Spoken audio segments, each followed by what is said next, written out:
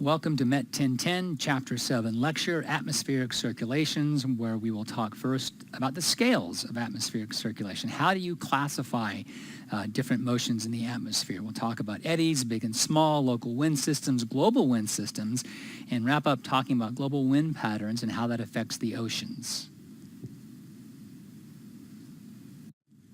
First, we'll discuss the scales of atmospheric motion, and we have four general scales: the microscale, the mesoscale, the synoptic scale, and the global scale, with the microscale being the very smallest winds that occur over just a few kilometers and take only seconds or minutes to occur. In the mesoscale, meso meaning middle, we're talking about winds that are in the tens or hundreds of kilometers and require minutes or hours. The synoptic scale, hundreds to thousands of kilometers, and take days and weeks. And then at the global scale, the planetary scale, days to weeks and even months. And the graph illustrates that with the seconds on the bottom and the x-axis, and the scale and the y-axis, where our microscale would be small turbulent eddies, and then we transition. And you can see these winds oftentimes overlap the different scales, so it's not a definite one or the other. Sometimes they overlap, where things like tornadoes and thunderstorms, maybe waterspouts or dust devils, overlap between the microscale and the mesoscale. And then at the mesoscale, we have things like land and sea breezes, as we have here in Florida, thunderstorm complexes, the Chinook or Santa Ana winds, and then at the meso to macro scale, the much larger scale, we're talking about in the synoptic level, the synoptic scale, hurricanes, tropical storms, and then the synoptic scale would be those mid-latitude cyclones or extratropical cyclones that we've talked about. And then at the global scale, we are looking at the long waves and the westerlies, or our jet streams. And I did just want to mention one other thing.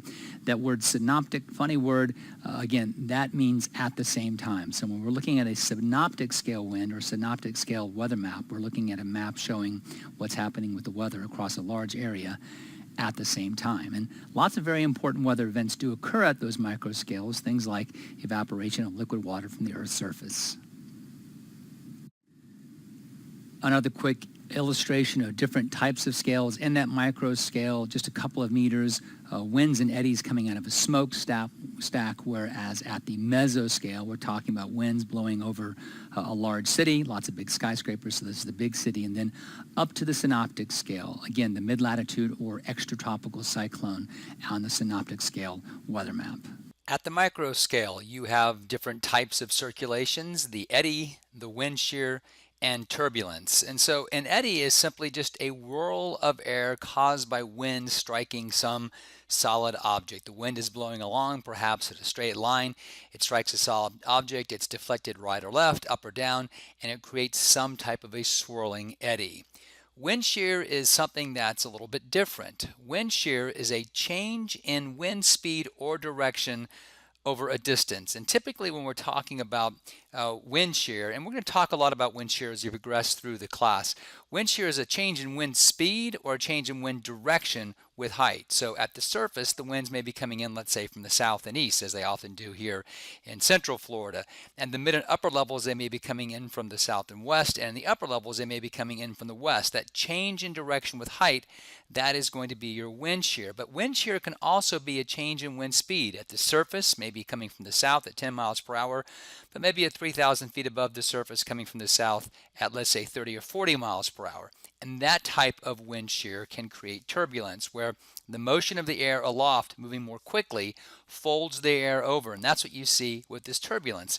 It's an irregular or disturbed flow that creates eddies or wind gusts. And essentially, the faster winds aloft roll the air over and create these almost breaking wave-like looking cloud formations. But that up and down motion of the air, up to create the cloud and down where you don't have the cloud, that up and down motion of the air creates turbulence. And oftentimes we don't see the cloud formation. There's not enough moisture available in the mid and upper levels, and we get what's called clear air turbulence. And although those clouds look very gentle and very pretty, that up and down motion can actually be fairly violent, and sometimes that clear air turbulence is something that can be quite dangerous to aircraft.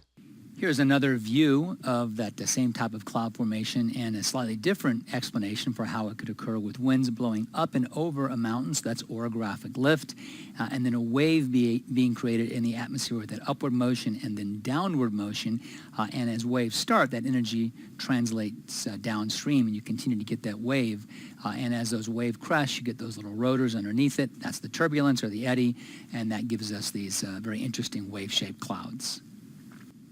Also at the micro scale, but beginning to transition toward the mesoscale, desert winds such as dust devils. Now, we don't have a lot of dust devils here in Central Florida, but we do get water spouts, and they're formed essentially the same way. You have to start out with a very unstable atmosphere. That means very hot at the surface and cooler aloft, which means our air is wanting to rise. It's already beginning to move up all by itself. In the illustration, we see wind blowing over the obstruction of a couple of trees, creating the swirl, and that rising air pulls that air up in the dust devil. In the actual photograph that you see, I think the inclusion of that high-tension power line is to let us know that the wind blowing through those power poles created the swirl.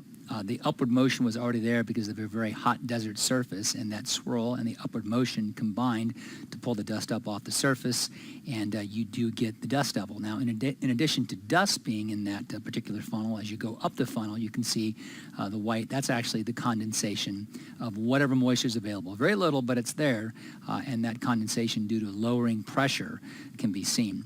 The other thing in this photograph, I think, is there for a reason, is the picture of the person in very close proximity to the dust devil, letting us know that while these dust devils can be damaging to roofs and flip boats over, they're not necessarily life-threatening at short distances.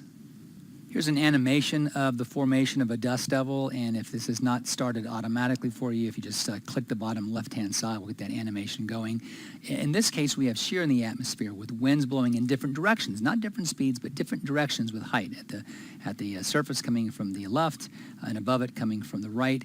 And as the upward motion created by an unstable atmosphere, hot at the surface and cooler aloft, pulls that shear into the vertical, you get these two separate spinning tubes of air. And in those spinning tubes of air is where you're going to see your dust devil formation. So this is just another example of how these micro-scale winds can be formed as an interaction with a very hot air at the surface, the very cool air aloft, creating an unstable atmosphere or upward motion, and shear creating the dust devil. Now we'll take it up to the mesoscale. Again, the mesoscale being minutes to hours or perhaps longer, and in the tens to hundreds of meters across. And there's lots of different winds that do blow at the mesoscale. And we're going to start out talking about those winds that are created by thermal circulations. So thermal circulations are brought on by changes in air temperature, in which warm, less dense air rises and colder, more dense air sinks. These circulations are created by what we call thermal highs, which are cold core, the cold air sinking, and thermal lows, which are warm core, or the warm air rising. And so in figure A, basically we have isobaric surfaces that are even, 1,000 millibars at the surface, pretty standard, 960, 920. On temperatures, there's no temperature difference from north to south. In section B, as the sun heats up the earth, warmer to the south and cooler to the north, we see that our warm air, of course, rises, but it also expands, and so those isobaric surfaces, those pressure surfaces, they expand as well. Whereas in the north, where it's colder and the air is sinking, those pressure surfaces literally contract. So to the north in the upper levels, again, warm air is typically associated to the south in the upper levels, warm air is associated with high pressure. To the north in the upper levels, cool air is associated with low pressure. So you have a pressure gradient and the wind begins to flow. As the wind is pulled away from high pressure in the upper levels to the south and moved into low pressure in the upper levels to the north, of course, pressure decreases at the surface under the high and increases in the surface under the low, and that completes your thermal circulation. So in A, isobaric surfaces lie parallel to the surface with no temperature or pressure gradient. Warming the air to the south causes it to expand, thickness increases, while cooling to the south causes it to contract, thickness decreases. Pressure gradient force from high pressure aloft to low pressure aloft causes air to pile up in the north, increasing surface pressure, while the PGF evacuates air in the south, decreasing surface pressure. The pressure gradient force at the surface moves cool air from the north to the south to be warmed, becoming less dense and rising in the atmosphere. And in this case, the wind's going to blow from north to south. We see those mesoscale thermal circulations play out most days in our warm season over central Florida, where the peninsula of Florida is warm during the day. Of course, land heats up more quickly than water, so it heats up, and that's where you get your thermal low at the surface, and the air over the water remains cool, and that's where you get your thermal high. The land sea breeze circulation is a thermal circulation at the mesoscale. The differential heating of land and water causes the land to heat up more quickly during the day than what happens to the air over the sea. So while the land may go from 72 degrees in the morning to 90 to 95 degrees in the afternoon, the air over the ocean probably won't change much more than 1 or 2 degrees. So you get a big warm up over land, cooler air over the ocean. A thermal low then forms over the warmer land surface, and a thermal high forms over the cooler sea surface. And the pressure gradient force moves air from the sea onshore to land. We call that an onshore wind. That's that cooler air, the sea breeze coming off the Atlantic, or in the case of the Gulf of Mexico, off the Gulf, and that sea breeze moves inland. Now, expansion of the isobaric surfaces or pressure surfaces, because again, warmer air is thicker, and contraction of the isobaric surfaces over the water, because cooler air is thinner, creates a pressure gradient force aloft, just like we saw in the previous slide, and that moves air from high pressure aloft to low pressure aloft, and that completes our thermal circulation. Now, simply the opposite occurs at night, forcing a land breeze, not usually as strong, but the earth cools rapidly at night over land and doesn't really change a lot at night over the water, and you get a reverse occurring in the land breeze. And you can see that with the sea breeze, cumulus clouds form over the thermal low over land during the day, and with the land breeze, those cumulus clouds form just offshore. So you wake up in the morning on a warm summer day in central Florida, we may not have cumulus clouds. As the afternoon progresses, they develop and build with that thermal low. At night, things begin to clear on out, but if you get up very early in the morning and go to the beach, oftentimes you see that line of cumulus clouds just offshore. That's a function of the land breeze. Now, sea and land breezes also occur near the shores of large lakes in Florida and other areas where we have large lakes. So here are some fairly good illustrations of the land and sea breeze. So the leading edge of the sea breeze, the inland moving sea breeze, it's what's known as the sea breeze front. And it's really just like any other cold front or warm front or even stationary front, because along that front, winds are converging, because the sea breeze is coming in from the east, or in the case of the Gulf sea breeze in the west, and it's converging on the other winds blowing across the peninsula. Wherever you have convergence, you get uplift, and that's how you get those clouds forming and eventually the thunderstorms. Interestingly enough, the temperature gradient across that sea breeze can be as much as 9 degrees Fahrenheit. So a 92-degree day in Orlando may mean in Titusville or Cocoa Beach, we're really only talking about temperatures maybe at 83 degrees. So it's a significant difference. Why people talk about the sea breezes cooling the areas at the coastline.